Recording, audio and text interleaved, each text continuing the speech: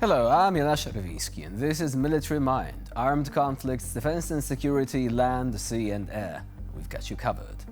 Overnight, Russia launched a wave of missiles targeting the southern Ukrainian city of Mykolaiv, killing at least one person and wounding 16, according to local officials. Some of the wounded are apparently in a serious condition. Meanwhile, in Odessa, at least one person was killed and 8 wounded in the latest Russian missile strike on the Black Sea port. Meanwhile, in the Kursk region, Kyiv's forces are holding firm as Russian troops attempt to break through their lines for a 5th straight day, according to President Zelensky himself. Meanwhile, the Kremlin has announced that a Russian helicopter conducted an airstrike against Ukrainian personnel and equipment in the border area of the Kursk region. According to the Airborne Forward Air Controller's report, the strike eliminated Ukrainian personnel and armored equipment.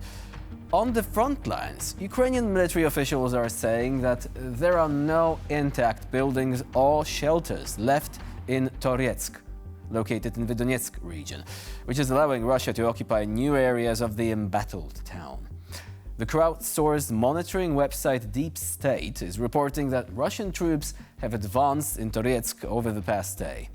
Russia, meanwhile, is saying it captured a small village in southern Ukraine as it is probing for weaknesses along the war's roughly 1,000-kilometer front line. In Moscow, the defense ministry is saying Russian troops took Levadny in the Zaporizhia region. Eastern areas of Ukraine are currently the main focus of Moscow's military effort before the winter arrives. Now, we opened this episode with a video showing the Flying Skull unit successfully taking out a Russian MRAP and an armored personnel carrier with a single FPV drone. The operation in question took place north of Lyubimivka, along the Rilsk-Korenevo-Sudzha highway in Russia's Kursk region.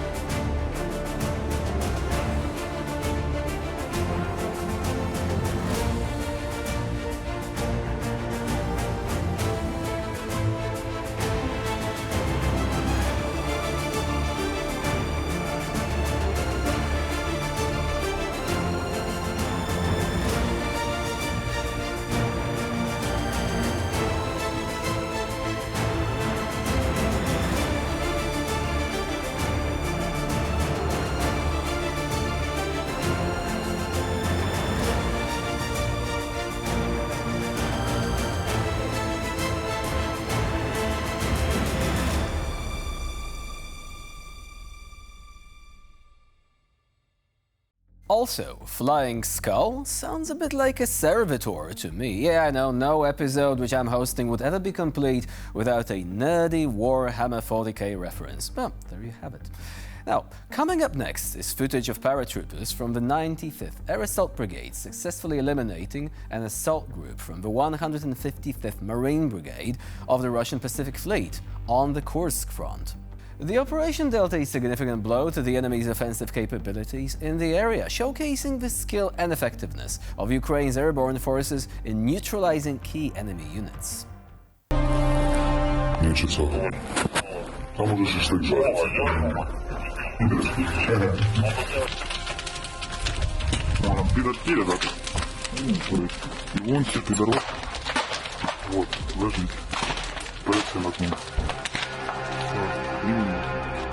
И получилось, не фартануло. Так вот работает. Soldiers from the 4th Battalion of the 101st Guard Brigade of the Ukrainian General Staff have made this autumn unbearably hot for the occupiers in Toretsk. Their coordinated strikes and relentless pressure are making life really difficult for the Russians. Let's take a look.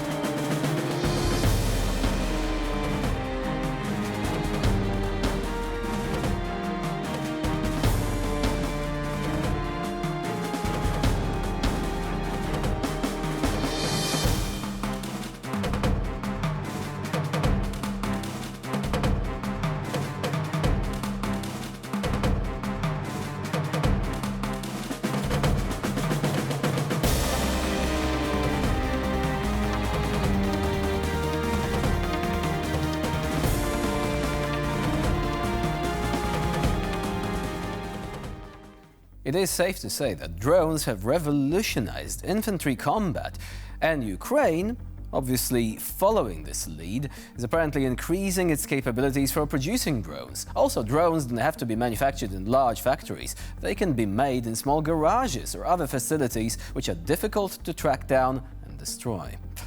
Now, we're moving on, and this time we're closing with a look at the front lines from the other side of the conflict. It is important to understand what Ukrainian soldiers are really up against, and to realize that war is not just about victories and moments of elated camaraderie.